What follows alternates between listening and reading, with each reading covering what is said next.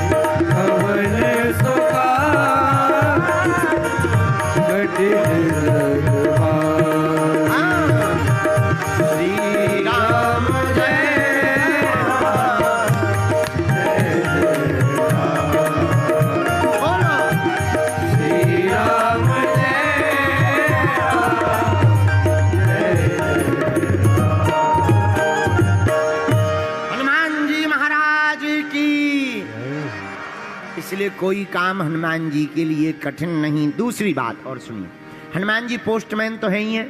एक बात और बहुत ध्यानपूर्वक सुन लो, वर्तमान में कलिकाल में कलयुग में अगर कोई देवता प्रत्यक्ष रूप में है तो वो केवल हनुमान जी हैं, क्योंकि अजर अमर है। अजर अमर गुण निधि सुत हूं, सप्त चिरंजीवियों में एक हैं। इसलिए वर्तमान में कोई जीवंत देवता प्रत्यक्ष देवता सन्मुख हैं तो वो हनुमान जी हैं भैया। इसलिए कलिकाल में हनुमान जी की भक्ति करने वाले साधक को राम जी भी प्राप्त होंगे और हनुमान जी की कृपा भी प्राप्त होगी। हमको बहुत ही प्रिय, बहुत ही अच्छी एक पुस्तक मिली थी श्री सुदर्शन सिंह चक्र जी की। उसमें बहुत अच्छा वर्णन था। आहा, वर्णन का क्या कहना। वो अपनी पुस्तक में लिख रहे हैं कि हनुमान जी बाल्य काल से ही अद्भुत, जब बचपन में छोटे से बालक थे हनुमान जी, और उनको जब माताएं या गांव के लोग जो आसपास रहने वाले लोग थे वनवासी, वो गोद में लेते थे तो उनका ज्वर मिट जाता था। इसलिए प्रायः प्रातः काल से ही हनुमान जी के दरवाजे पे भीड़ लगी रहती थी। बोले क्यों? बोले उनको कोई गोद में ले ले तो इतना तेज था कि कैसा भी थका हुआ, बीमार, रोगी, कोड़ी, बुखार में पड़ा हुआ आदमी हो, हनुमान जी को जो गोद में खिला लेता था उसका रोग मिट जाता था। इसलिए हनुमान जी को गोद में लेने के लिए बड़े बड़े महात्मा लाइन में लगे रहते थे। कितनी अद्भुत बात है। जो बचपन में ही पीड़ा मिटाने वाले, संकट हरने वाले हैं, वो तो वर्तमान में भी संकट मोचन है। इसलिए भैया ऐसे हनुमान जी की भक्ति करने वालों के आसपास तो संकट आ ही नहीं सकता है। बोलो जय सिया राम। लेकिन हम लोगों की पूजा भी आजकल बड़ी विचित्र हो गई। एक संत जी हमसे कहते थे बड़ी विचित्र बात, तन से पूजा कर रहे मनवा गया बाजार, और कैसे रीझे सांवरा जुड़े न दिल के ताल। ज्यादातर लोग तन से पूजा करते हैं, मन का पता नहीं कहां घूम रहा है। पता लगा कि मन घूम रहा सांचौर की चाट खा रहा है, फुल्की पी रहा है। फिर बाद में मिलते हैं, गुरुजी इतने दिन हो गए हनुमान जी की कृपा नहीं हो रही। ठटरी के बरे हनुमान जी की कृपा पानी है तो तन से पूजा की आवश्यकता नहीं है। हनुमान जी की कृपा को पाने के लिए मन से पूजा की आवश्यकता है। एक आदमी और हमें मिला यही राजस्थान का, हमारे बागेश्वर धाम पे आया। हमने कहा और बताओ सब ठीक है? बोले कहां ठीक है, सब बेकार है। हम कहा नहीं बेकार तो है, और हनुमान जी की भक्ति करो ठीक हो जाएगा। अरे बोले 20 साल से कर रहे हैं, रोज प्रसाद चढ़ाते हैं, आज तक कुछ नहीं हुआ। हमने कहा कुछ नहीं हुआ? बोले कुछ नहीं हुआ। हमने कहा प्रसाद में क्या चढ़ाते हो? बोले नारियल। हम कहा सीधा चढ़ाते हो या फोड़ते हो? बोले नहीं नहीं फोड़ते हैं। हम कहा तुम्हारी ठटरी बरे। बोले क्यों? हम कहा खोपड़ी तुम हनुमान जी को चढ़ा जाते हो, गरी गोला अपनी लुगाई को खिलाते हो। आओ, आओ, आओ, खोपड़ी तुम हनुमान जी को दे जाते हो, गरी गोला तुम खुद खाते हो, लुगाई को खिलाते हो और कहते हो कि हनुमान जी की कृपा नहीं हो रही है। हम प्रार्थना ये करना चाह रहे, हनुमान जी नारियल से प्रसन्न नहीं होंगे। नारियल तो एक समाधान है, एक माध्यम है। नारियल फोड़ने से भगवान की कृपा नहीं होती, नारियल जैसा बन जाने से कृपा होती है कि बाहर भले ही कठोर रहो पर अंदर तो नारियल जैसा कोमल होना चाहिए। ये नारियल का महत्व है। नारियल चढ़ाने का मतलब ये नहीं है, कई लोग, बहुत से लोग हमें मिलते हैं और हम ही को फंसते हैं, क्या बताएं। एक आदमी और हमें मिला, बोला पंडित जी। हमने कहा हाँ जी।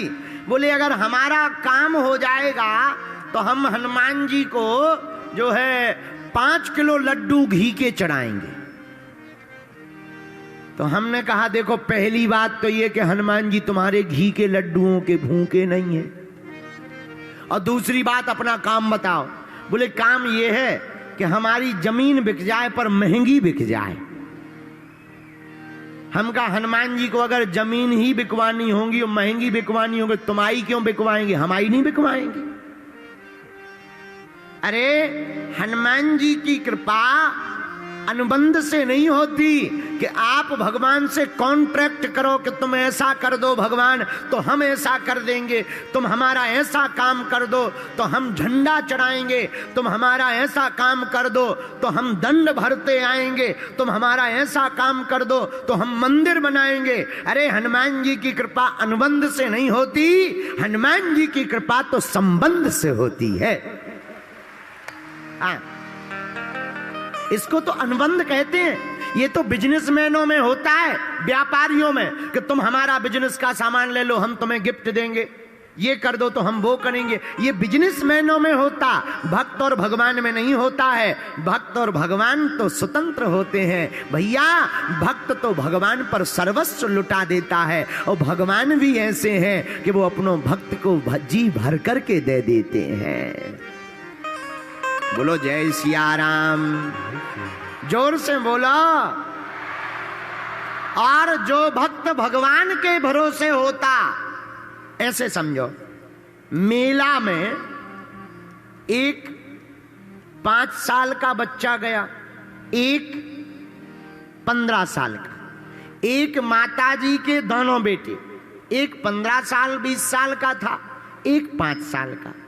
मेला बहुत भरा हुआ था, पर माता जी की नजर बार बार 5 वर्ष वाले बच्चे पर जा रही थी। जो 5 वर्ष का बालक था उसी पर नजर जा रही थी, ये गुम ना जाए, गायब ना हो जाए, भग ना जाए, चोट ना लग जाए, कहीं गिर ना जाए। बार बार हाथ पकड़कर 5 वर्ष के बच्चे को माताजी कभी गोद ले लें, कभी उंगली पकड़ लें, कभी सिर पर हाथ रख ले में। क्यों? क्योंकि 15-20 वर्ष का बच्चा तो सब अपने मन से करेगा, पर 5 वर्ष का बच्चा तो अपने मन से नहीं कर पाएगा, उसकी चिंता माँ को होती है। उसी प्रकार भैया तुम ज्ञानी बनोगे तो तुम्हें स्वयं सब कुछ करना पड़ेगा, और तुम ध्यानी बनोगे तो तुम्हारी परवाह भगवान को करनी पड़ेगी।